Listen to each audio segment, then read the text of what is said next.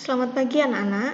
Pada kesempatan hari ini, jam pelajaran BK kelas 2, Bu Agnes akan menyampaikan beberapa hal, yaitu mengenai mengapa masih belajar secara daring. Kenapa saat ini kalian masih belajar secara daring? Tidak tatap muka, nanti Bu Agnes akan jelaskan alasannya. Ya, oke.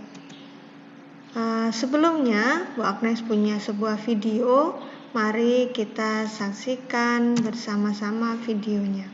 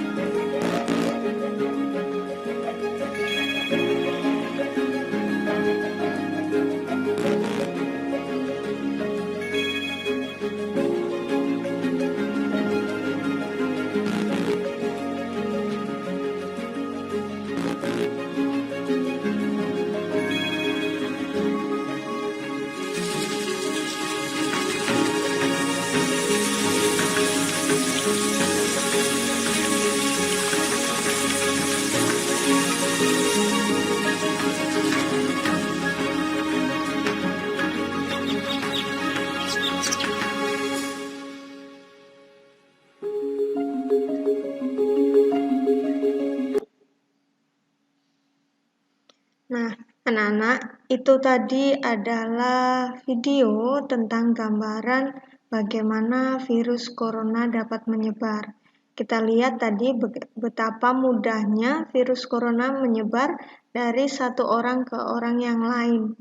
Melalui apa saja, melalui bisa menyentuh, kemudian menyentuh benda-benda juga bisa. Nah, dari sana kita lihat bahwa virus corona ini sangat berbahaya.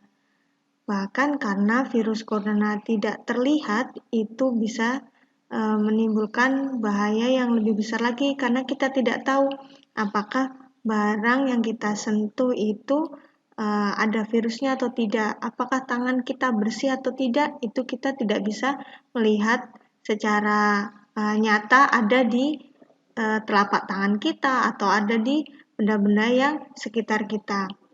Nah, selain video tadi, juga sampai saat ini masih banyak orang-orang yang terkena virus corona. Kalau melihat di berita, itu setiap hari diberitakan ada banyak orang yang masih terkena virus corona, bahkan ribuan. Dan itu setiap hari selalu ada. Maka dari itu, demi kebaikan kita bersama, saat ini kalian belajarnya masih secara daring, ya, belum bisa melaksanakan belajar secara tatap muka di sekolah. Karena kita kembali lagi ingat yang tadi video dan juga berita yang saat ini masih sering kita dengar bahwa virus coronanya belum hilang. Meskipun mungkin saat ini sudah diperbolehkan keluar rumah meskipun harus dengan protokol kesehatan yang tepat. Ya, jadi itulah alasan kenapa saat ini kalian masih di rumah, belajar dari rumah. Begitu. Nah, melihat hal tersebut, bagaimana perasaan kalian saat ini? Apakah biasa saja atau malah senang karena kondisi kita seperti ini? Mungkin juga banyak di antara kita merasa sedih, mungkin ada yang kehilangan orang yang disayang karena virus corona, karena tidak bisa pergi keluar rumah, ataupun juga sedih mungkin karena tidak bisa berangkat atau pergi ke sekolah seperti biasanya, seperti dahulu. Nah, apapun yang kalian rasakan, itu harapannya masih tetap bisa bersemangat dalam menghadapi hari-harinya. Lalu, dengan keadaan yang seperti ini, apa yang harus dilakukan? Terutama ketika kalian di rumah.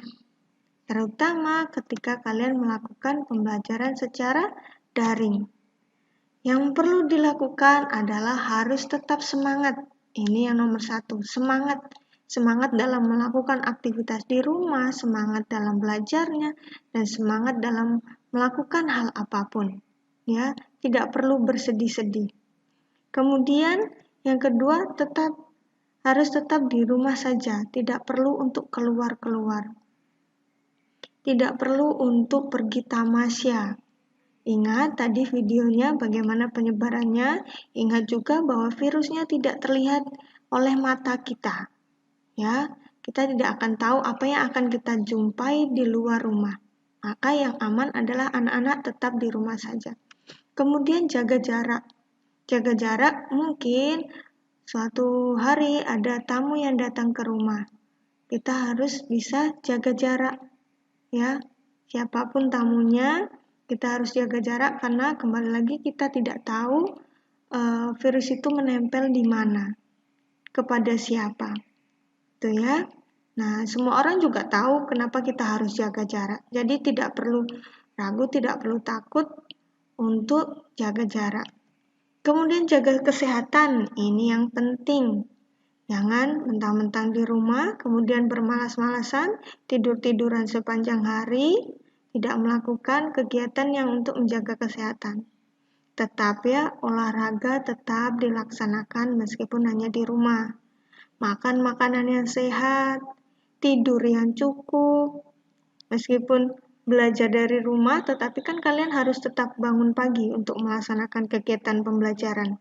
Jadi, jam tidurnya itu tetap dijaga. Kemudian juga minum air putih. Rajin-rajin cuci tangan, ya. Virus itu dapat menempel dimanapun, ya. Meskipun begitu, kita harus tetap menjaga kesehatan dari virus selain juga virus corona. Jadi, menjaga kesehatan itu sangat penting, tetap dilakukan. Ya, kemudian disiplin belajar.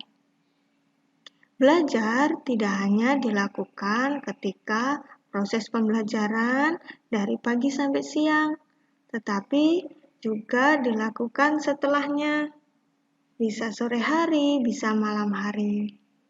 Tetap untuk disiplin belajar. Belajar di rumah, belajar dengan orang tuanya, belajar dengan kakaknya mungkin, ya. Tetap melaksanakan disiplin belajar. Kemudian tanggung jawab terhadap tugas-tugas. Pasti Bapak Ibu guru itu akan memberikan tugas mungkin setiap hari. Jadi anak-anak harus ingat, saya harus bisa menyelesaikan tugas saya, bertanggung jawab terhadap tugasnya masing-masing. Ya, bukan orang tua yang mengerjakan, tetapi tetap anak. Tanggung jawab kalian sebagai seorang siswa, sebagai seorang pelajar untuk menyelesaikan tugas-tugasnya. Nah, itu tadi hal-hal yang harus dilakukan oleh anak-anak selama masa belajar secara daring ini. Demikian yang bisa Bu Agnes sampaikan, semoga penjelasan ini bisa diterima anak-anak, bisa dipahami, kemudian benar-benar dilaksanakan. Terima kasih, sampai jumpa.